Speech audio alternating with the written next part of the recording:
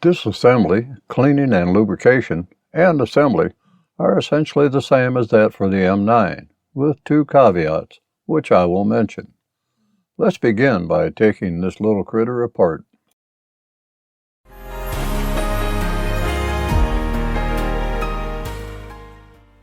Let's get through the safety check first. Remove the magazine. Lock the slide back with the slide lock lever. Inspect the chamber, magazine, and magazine well to ensure that no live rounds are present. Once the pistol passes inspection, slowly lower the slide to the chambered position and press the safety decocking lever down to decock the firearm. Inserting an empty magazine is optional.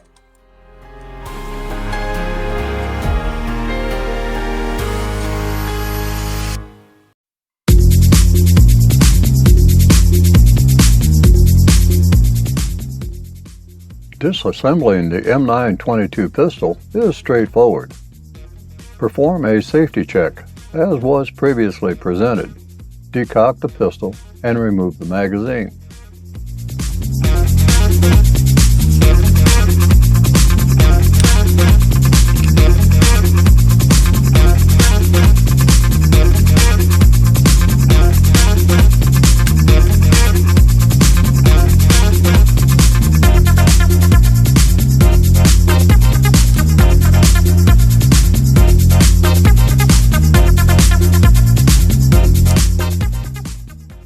While holding the pistol in one hand, come over top of the slide with the other hand. With the forefinger, press the disassembling latch release button in, and with the thumb, rotate the disassembling latch clockwise and down until it stops. One caveat in the disassembly process is that rotating the lever downward can be contentious when the pistol is new, as it is stiff, but it does get a bit easier as the pistol breaks in. Remove the slide assembly with the barrel and captivated recoil spring and guide off of the lower frame. Slightly press the recoil spring and spring guide forward toward the muzzle. Lift the captivated spring guide and recoil spring from its resting place in the barrel, while letting the latter stretch slowly out from the slide assembly. Remove the barrel from the slide. This is as far as you need to disassemble the pistol for cleaning and lubrication.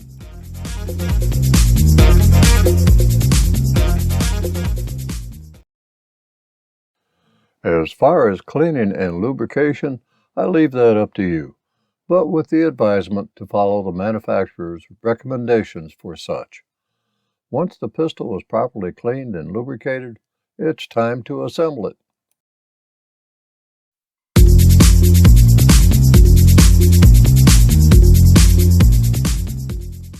Assemble the pistol while following the field stripping procedure in reverse order.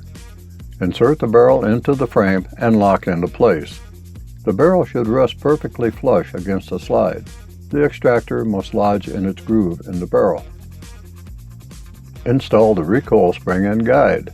The recoil spring guide head should lodge in the center of its groove in the locking block.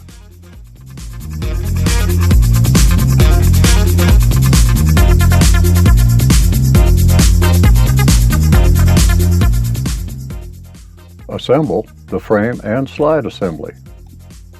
Rotate the disassembly latch counterclockwise upward to secure the frame and slide assembly. When rotating the disassembly latch, the slide should be in the closed position, aligned with or beyond the rear side of the frame. A caveat in the assembly process is that you may note that the barrel may not come back with the slide. This can prevent the disassembly latch to not move. The recoil spring and guide assembly must be perfectly positioned to allow the disassembly latch to move upward to lock the barrel assembly to the frame.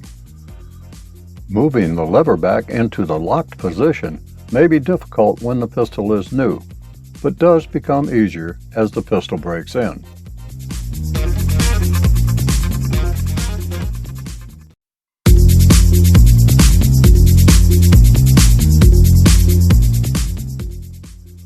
As with any .22 caliber rimfire firearm, you should restrict dry firing as much as possible To check functioning, I use snap caps to lessen damage to the pistol, and Beretta agrees with me.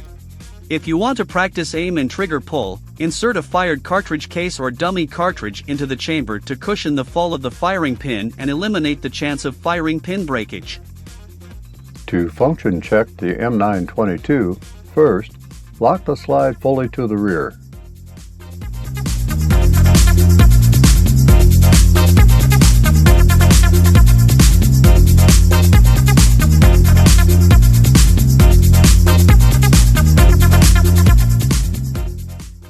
Install several snap caps into the magazine. Install the magazine into the magazine well. Pull the slide to the rear and release, chambering a snap cap. The hammer will be cocked. Press the decock safety lever completely down.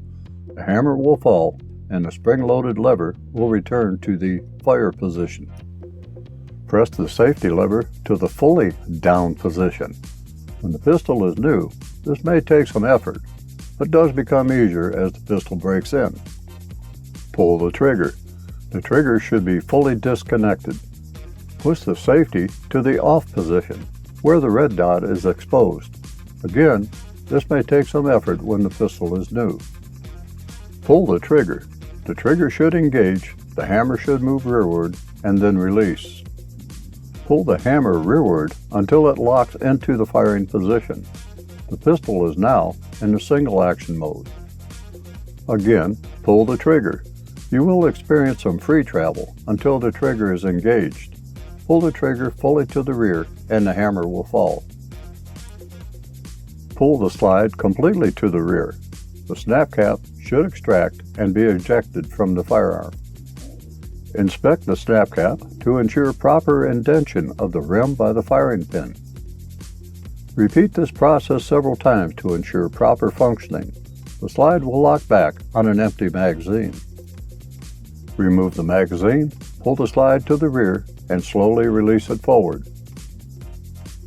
Press the decock safety lever to decock the pistol. Insert the empty magazine and the pistol is ready for storage or other operations.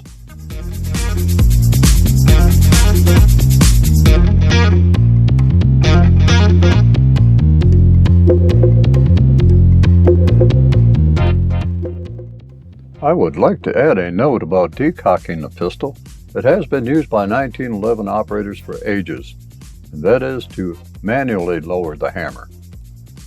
With the hammer in the cocked position, point the pistol in a safe direction. Pinch the hammer between the thumb and forefinger. From here, there are two methods that can be used. Pull the trigger completely or pull and then release the trigger. While firmly holding the hammer, press and hold the trigger in. Using the thumb and forefinger, slowly lower the hammer. This places the hammer in the decocked position. The second method involves pulling and then releasing the trigger. While firmly holding the hammer between the thumb and forefinger, press and then release the trigger. Using the thumb and forefinger, slowly lower the hammer to the safety notch, which is just before the decocked hammer position.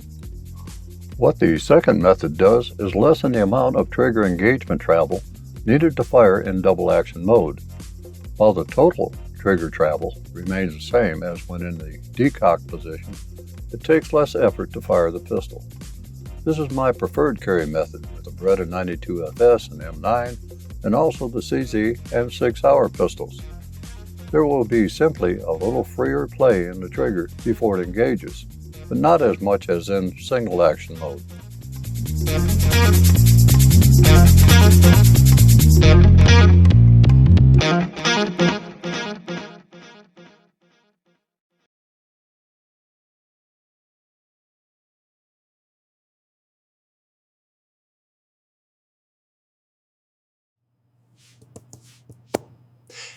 That was great.